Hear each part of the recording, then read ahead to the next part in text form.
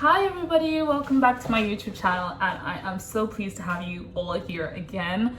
I am excited to be sharing with you guys. Specifically, this series of fragrances have been fragrances I haven't shared, and it's more solo, so it's all one-on-one, me and the perfume, and we get to talk about the notes, the family, who would wear this, who would like this, where I would wear this, how I feel about it, all this kind of stuff. I do tend to give a lot of my personal opinions on this, and just a reminder, that has nothing to do with how you like it. I'm just sharing how I feel about it, specifically in my scent profile. And I feel like I have to be a little bit more candid about that because I know, for example, while it's nice to hear someone who has their own identity in terms of fragrances and how they wear it, I think it's so much easier to make a decision when you know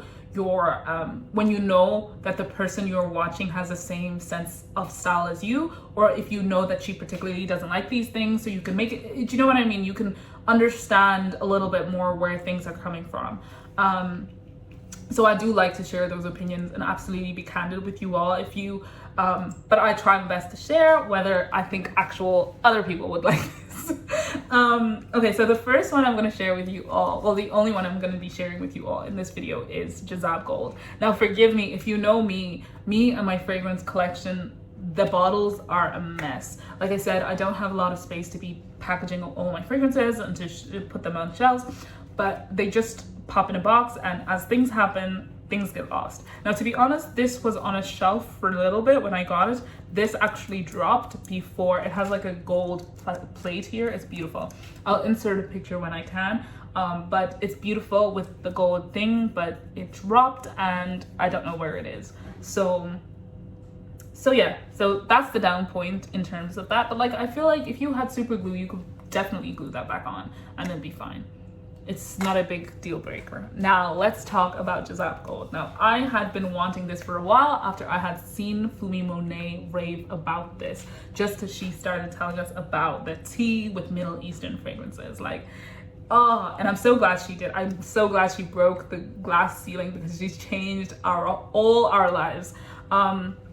Essentially, Jazzab Gold Jazzab Gold has some citrus, some rose, and some cedar in the opening.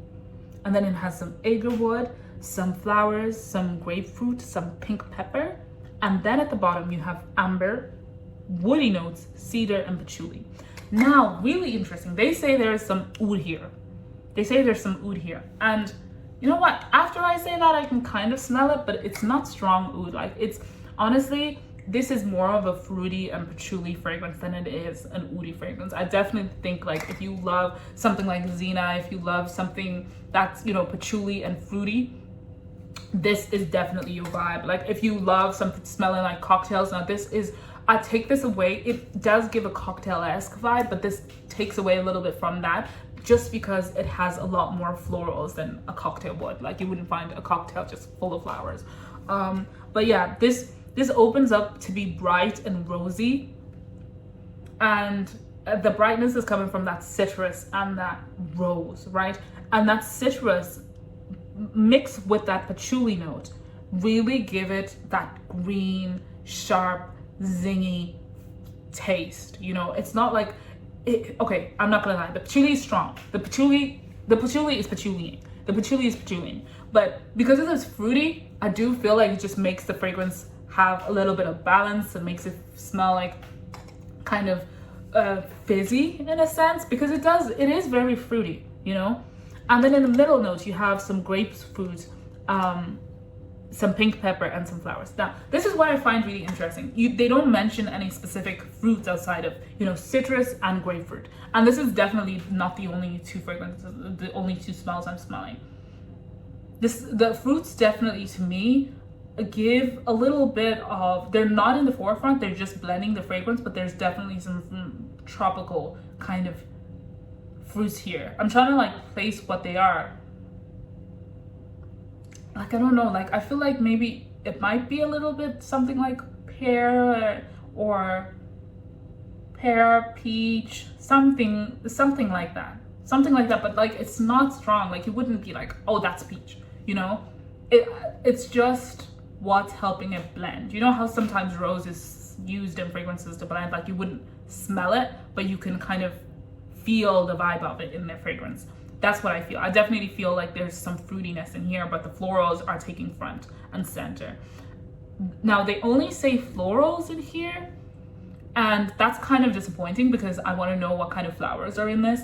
But if I'm being honest, to me, you all know that I'm not crazy about florals, and I'm not crazy about white florals in specific. Do I feel like this has some white florals? Maybe. It has like maybe one or two like tuberose, but I definitely feel like the fruits in here are a little bit more tropical, like ylang ylang, or a little bit of jasmine maybe, or lavender. I always get those two mixed up, or even heliotrope, maybe heliotrope rather than lavender or jasmine, just something like that. But they're not that white florals that you would find that are strong like my way or anything like that. In fact, that I definitely do think this is more of a fruity and patchouli fragrance, you know. That's what it comes off to me. It says in the top, in the middle notes and in the base notes, again, there's oud. I don't smell that oud. In fact, I just find that the oud is there, but it's not a strong oud at all. It just blends the perfume. Like if anything, it smells like how sandalwood would be used, you know. I do feel like this cedar here kind of works as if it's vetiver. I feel like it gives it like kind of like a bitter, sour kind of texture to the fragrance, and then it's beautiful. Now, in terms of DNA and inspiration, I haven't heard that it's inspired by anything in specific, or maybe I did and I forgot. But to me, this does definitely come off in the family of, you know,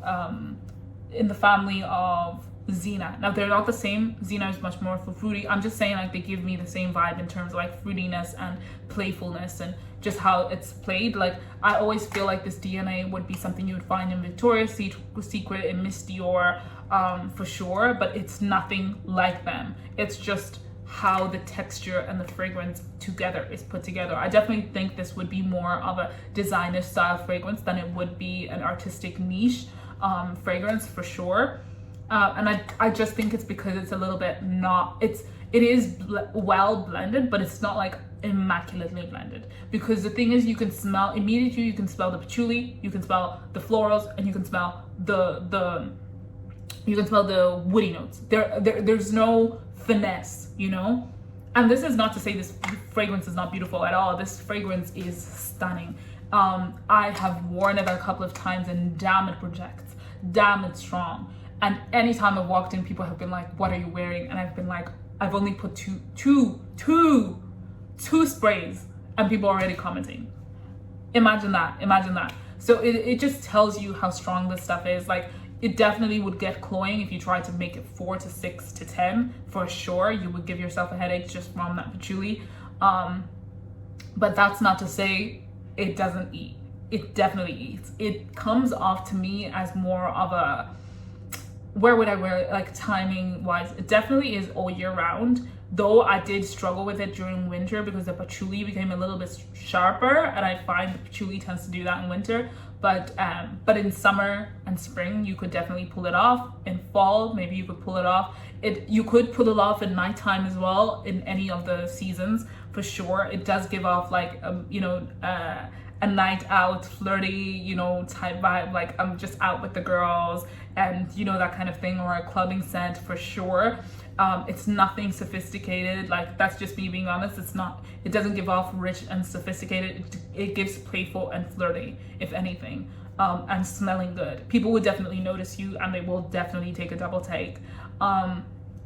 In terms of who would wear this, I definitely think this is much more feminine, not unisex, not masculine leaning at all. I do, like, again, fragrances, you can wear them, whoever you are, you can wear them. If you like it, you like it. But I'm just saying, like, people who tend to be confident wearing this are people who would be more leaning towards feminine fragrances, full stop. Now, like I said before, if you like any of those fragrances that I've kind of compared it to, I think you wouldn't have a completely hard time liking this, though this is a little bit less well blended than some of those, but again, it's very bold and out there. So it's one of those fragrances that if you feel uncomfortable wearing it, I wouldn't suggest wearing it indoors, because people are gonna smell it. And the question is, are you going to be confident to hear what they have to say about that fragrance? And just that's just honestly the tea with a lot of well projecting and, you know, strong fragrances.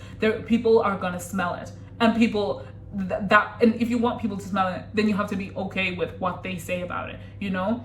People could come up and say, oh, it's a little bit too sharp, but some people could say they love it. But again, you're opening yourself up to opinion, so I definitely would say you need to be confident in this DNA to wear it. Would I blind buy this?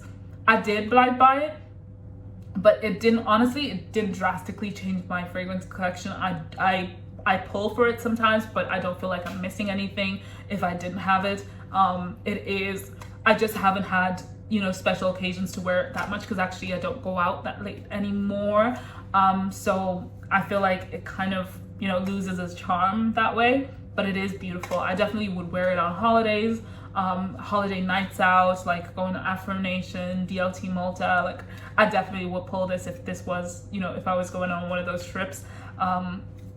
Yeah, but that's my opinion on these. And in terms of who could wear this, like I said, again, any age could wear this, like, because it just gives off that Victoria's Secret kind of playful kind of vibe. I definitely think younger audiences could wear this for sure, and they could love it. So yeah, I'm really hoping that you like this review. I don't know if you smelled this before. I haven't seen a lot of people leave comments or talk about this, which I'm really surprised about, because I thought this was, you know, the thing. And it's like, I think I bought it for like 16-17 euro. I definitely wouldn't go further than 30 euro for sure, especially if I wasn't sure. To me, because it doesn't make a difference in my collection, I definitely wouldn't. 15 euro was 16 euro was enough. 20 euro was good. 30 euro might be pushing it for me. But again, that's not to say this fragrance is not good. I definitely do enjoy having it in my collection, and I definitely think there's a place for it, but I don't think I would have, you know, bought it if I knew exactly what it smelled like. That's just me being honest. I just wouldn't be drawn to it like that. But yeah, I hope you've enjoyed my review, and I hope that you stick around and, you know, watch some other videos. Let me know what you think. Have you smelled this DNA before? Do you like it? Is it similar to something you've smelled before? Let us know in the comments. And also don't forget to like if you like this video. If you didn't like it, you're feel free to like as well, and subscribe and stick around, and we'll chat soon. Bye.